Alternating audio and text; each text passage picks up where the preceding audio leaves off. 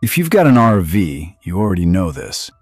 Small problems can turn into big bills really fast.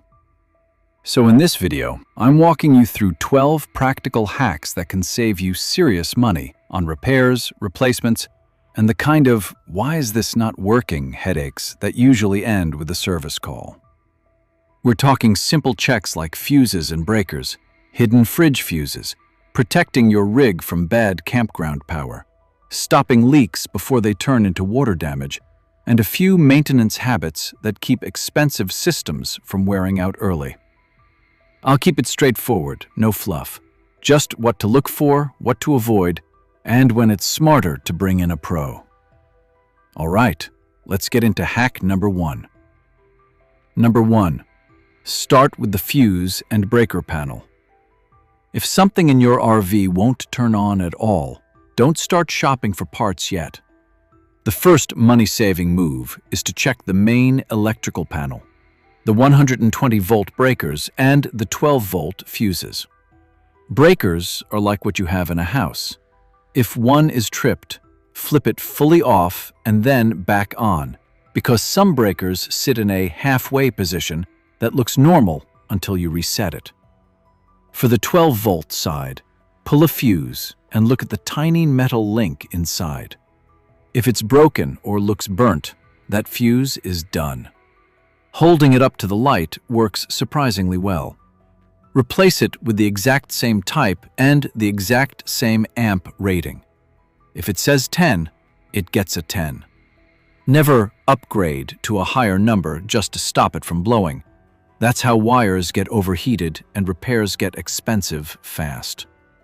Keep a small pack of common fuses and a fuse puller in your rig, because a fuse is cheap and a service call isn't. If you do have a basic multimeter, continuity is the quick yes or no test that tells you if the fuse is unbroken, but you can get most of the way there with just your eyes. If the new fuse blows again right away, that's your sign to stop and troubleshoot further or call a pro, because something is shorting out. Once you get comfortable with this panel check, you'll solve a surprising number of dead appliances in minutes and keep your budget intact. Number 2.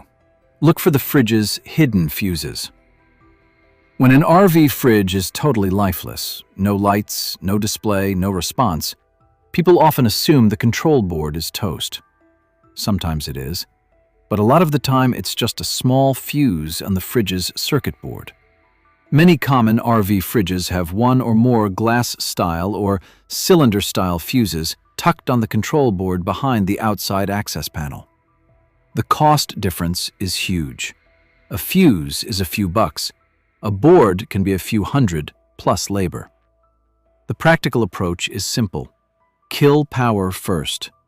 Unplug shore power, turn the inverter off if you have one, and disconnect the RV battery if you're going to touch wiring. Shut off propane at the fridge and let things cool if it's been running.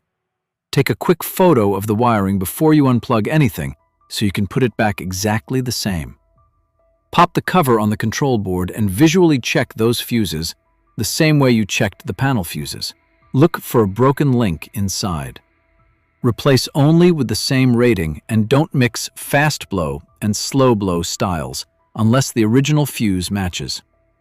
If the fuse was the problem and everything comes back to life, you just saved yourself a big parts bill. If it keeps blowing, that's when you stop and get deeper diagnostics, because a fuse that won't stay alive is usually a symptom, not the root cause. Number 3. Protect your RV from bad campground power. A lot of expensive RV mystery failures start at the pedestal. Low voltage, reversed polarity, open ground, or a surprise surge can quietly damage converters, air conditioners, microwaves, and electronics. The money-saving hack here is to use a quality surge protector or an EMS, electrical management system, that actually checks the hookup and shuts power off when the voltage is unsafe. Think of it like a bouncer at the door. If the power isn't right, it doesn't let it into your rig. On top of that, manage your big loads like you're sharing one outlet. If you're on 30 amps and you run the AC, microwave, and electric water heater at the same time, you'll trip breakers and heat up plugs and adapters. Heat is what melts connectors and turns a cheap adapter into an expensive repair. Use the propane mode on appliances when it makes sense, and stagger the heavy hitters instead of stacking them. Also, be picky with adapters and extension cords.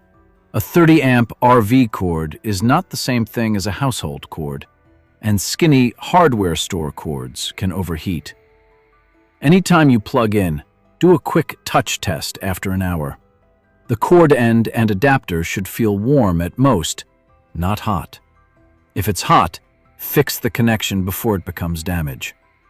This one habit can save you from chasing weird electrical problems for months. Number 4. Swap the anode rod before the water heater fails. If you have a suburban-style tank water heater, it usually has a steel tank, and that tank is protected by a sacrificial anode rod. The anode rod is meant to get eaten up so the tank doesn't. That's why it's cheap and replaceable, and why skipping it can turn into a full water heater replacement plus water damage. A simple routine is to check it about once a year, or more often if you camp with hard water. Turn off the heat source, let the water cool, relieve pressure by opening a hot faucet, and then drain the tank. When you pull the rod, you're looking for heavy pitting, skinny sections, or chunks missing. If it's more than roughly half gone, replace it.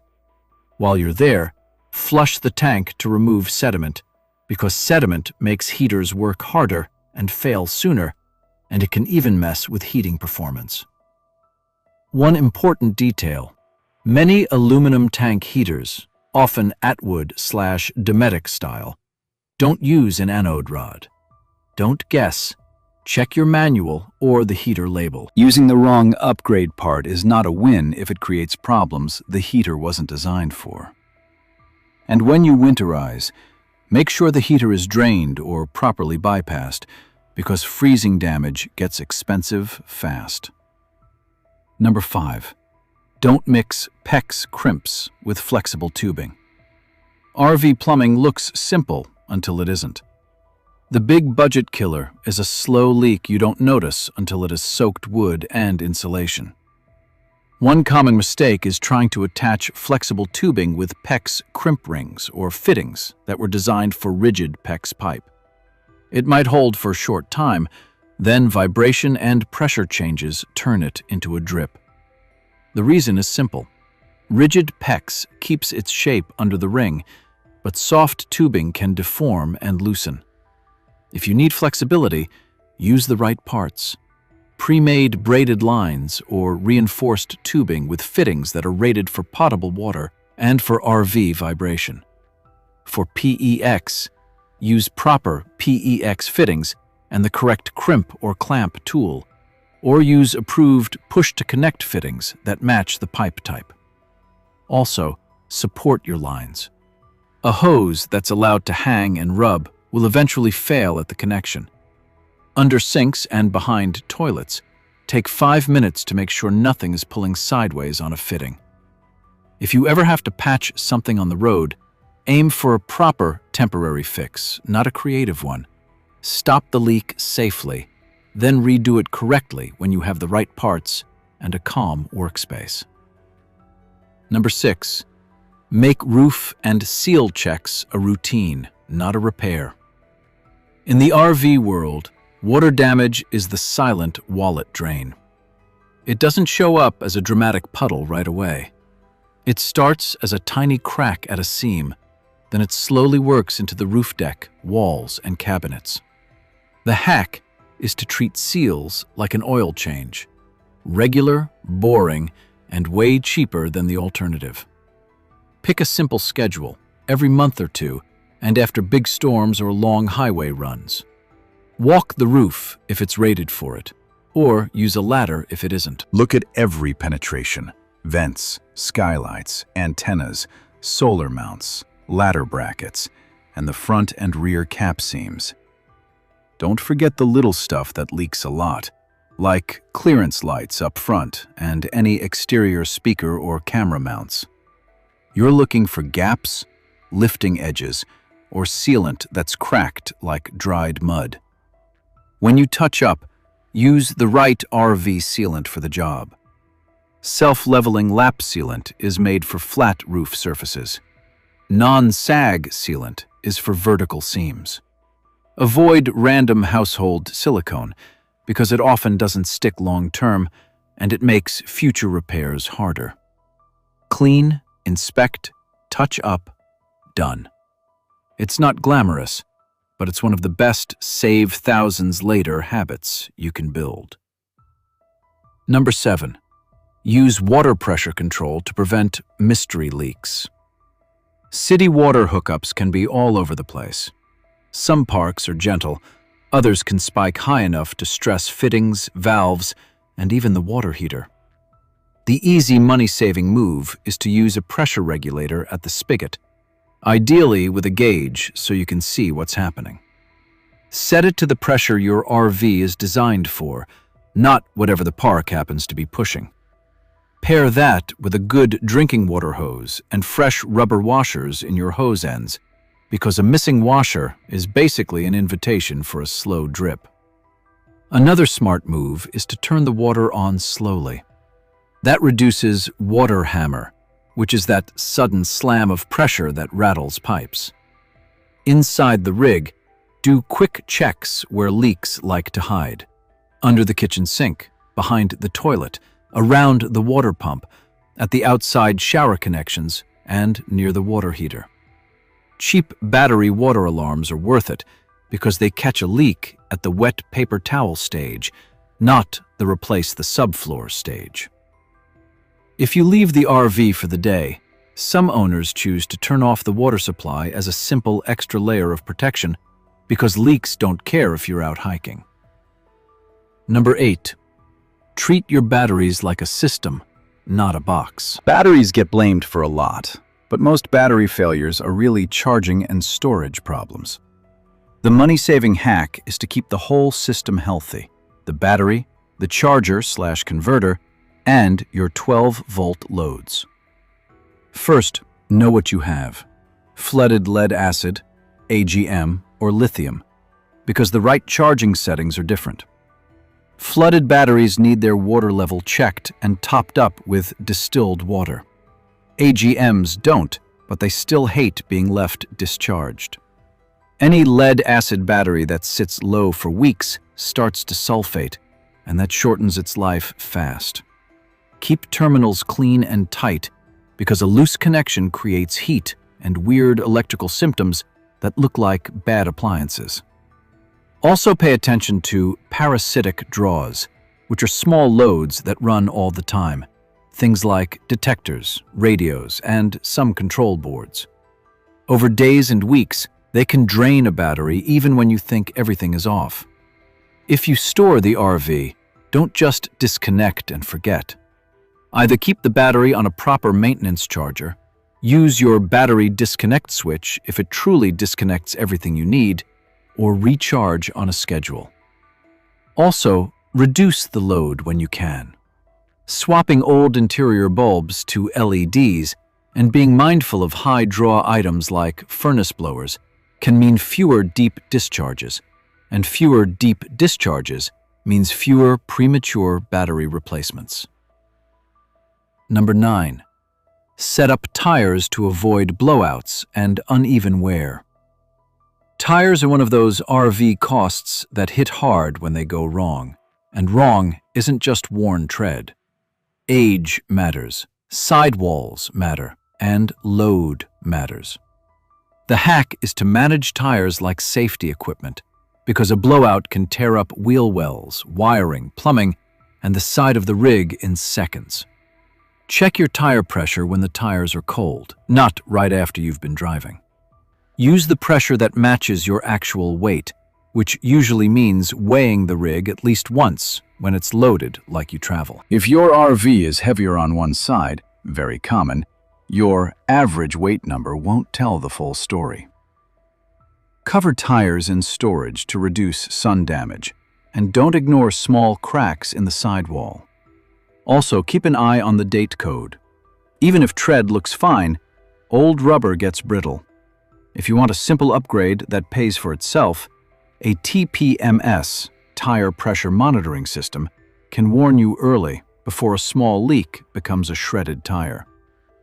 And after any tire work, make sure lug nuts are torqued correctly. Too loose or too tight can both cause expensive problems. Number 10. Keep airflow clean in the AC, fridge, and furnace. Airflow is the quiet factor behind a lot of appliance failures.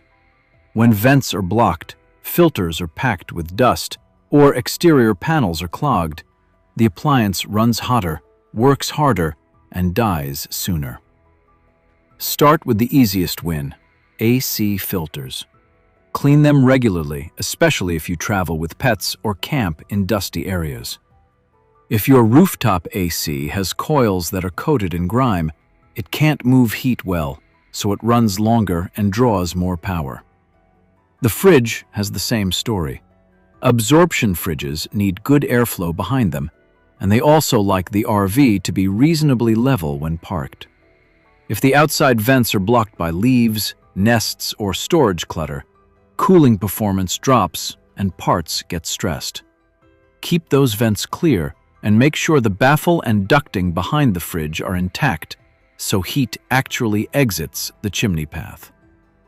For the furnace, make sure the return air inside isn't blocked by bags or rugs, and keep the exterior exhaust area clear. If you ever smell propane or see soot where it shouldn't be, shut things down and get it checked. Fuel systems aren't the place to gamble. Clean airflow is a small habit with big savings. Number 11. Maintain slides and jacks before they start grinding. Slide-outs and leveling systems are amazing until they get dirty, dry, or out of sync, and then the repair bills can get real. The hack is basic maintenance that prevents wear. Keep the slide seals clean so they can actually do their job, and clear debris from the top of the slide before retracting, if you can safely reach it. For lubrication, follow the manufacturer's guidance. Different slide mechanisms want different products, and more grease is not automatically better. Overspraying can attract dirt and turn into abrasive paste. Wipe the rails, inspect for loose bolts, and listen for changes. If a slide starts moving slower or sounds strained, stop and figure out why instead of forcing it. The same goes for electric jacks and stabilizers. They run best on strong battery voltage, so weak batteries can make the motors struggle and overheat. On hydraulic systems, keep an eye on fluid level and look for drips early, especially around fittings and rams.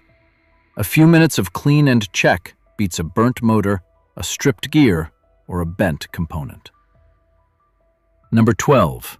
Remove furnace vent covers before a shop visit. In some regions, people add bug screens or vent covers to keep insects from nesting in furnace exhaust ports. The idea makes sense, but here's where money can get lost. Some furnace makers and service centers claim certain covers restrict airflow and can affect warranty decisions or diagnostic results. The smart approach is to read what your furnace manual says and pick covers that match that guidance. If you're bringing the RV in for service, take the covers off ahead of time so the tech can test the furnace in its standard configuration and you avoid a back and forth about modifications.